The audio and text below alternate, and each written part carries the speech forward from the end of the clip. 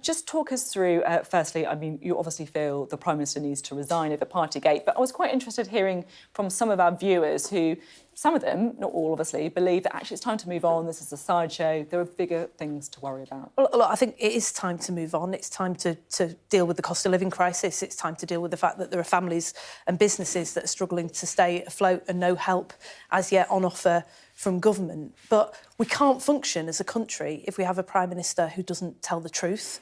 We can't function, as we saw during COVID, unless we're all in it together. And that's why this matters. It's not a question of what happened 2 years ago in a closed room in Downing Street. It's a question about whether the Prime Minister of this country, who makes the rules, feels that he's above the rules, that the rules only apply to some of us, not all of us, and whether, in fact, we are all in it together. And I think what we've heard over the last few days suggests very strongly that this is a Prime Minister that has real contempt for those rules, who feels they don't apply to people like him. And that's why you've heard MPs like Craig Whittaker.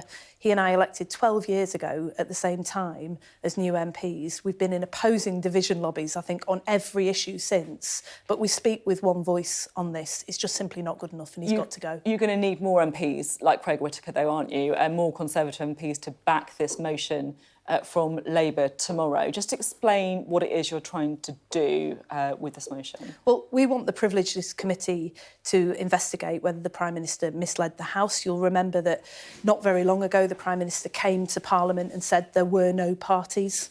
It then transpired that there were parties. He then said he wasn't aware that there had been parties, and so on and so on. He only apologised in the end when he was caught. He's not sorry that he broke the rules. He's sorry that he was caught.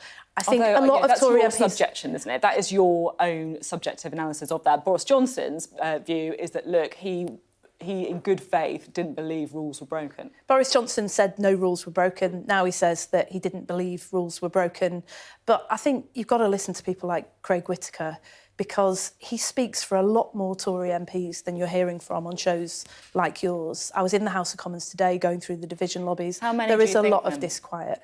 It depends how many Tory MPs can find the same level of backbone that Craig and a handful of others have done. But I think the fact that the government is now conceding that they're probably not going to win this vote without concessions tomorrow shows that this is a Prime Minister in deep, deep trouble. Every Tory MP will be looking at their inboxes tonight, reading the same stories that I am, of people who lost loved ones who didn't say goodbye. And when the Prime Minister and his allies say, look, this was only a few minutes a few years ago, people would have given anything to have a few minutes with people to say goodbye when they lost loved ones a few years ago. It really matters, and it matters that we uphold decency and integrity in this country. We, on the programme, been talking quite a lot about Prime Minister's questions. We heard some of the exchanges from earlier, the kind of very angry, exchanges between Starmer and Boris Johnson.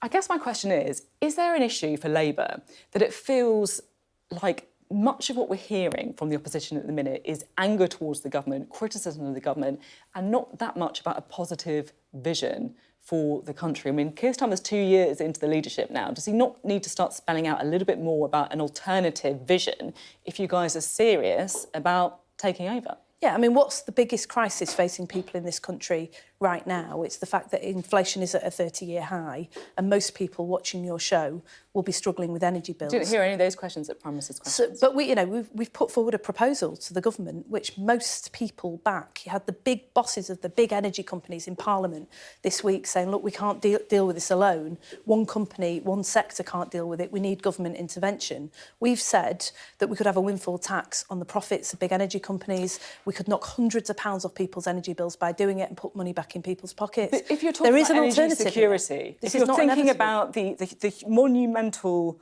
crisis that we face in terms of the cost of living, in terms of energy, windfall tax on oil companies, I mean, don't you need to be a bit more ambitious than that? Don't you think you need to talk about some really difficult decisions on energy security? Yeah, look, we're far more ambitious than that. I mean, I was the Shadow Foreign Secretary who came on your show and said Labour got it wrong on Russia, not least because we had to get very tough, not just about the interference of Russian money in politics, in British politics, but also about our own energy security. We shouldn't be reliant on countries like Russia for energy security. Even if it means bigger bills for people in the UK. But that's precisely the point. The reason that we've got sky-high bills for people here in the UK is because we're taking these knee-jerk reactions in response to major events rather than foreseeing those events. We've degraded our gas storage capability over the last decade. I was the Shadow Energy Secretary as warning not to do that. We slashed solar tariffs that supported the growing solar industry. We took the axe to onshore wind a few years ago under a Tory leadership. This has gone on for a very long time, and we've been pushing the government over the last couple of years to take seriously the fact that if you want to cut people's energy bills, you've actually got to invest in home insulation, which the government is currently cutting. Of course, you've got to take action in the long term, but this is a crisis right now, and the government should also be taking action in the short term. Just finally, there's a critical by-election coming up in Wakefield. Big test for Labour, for the government as well.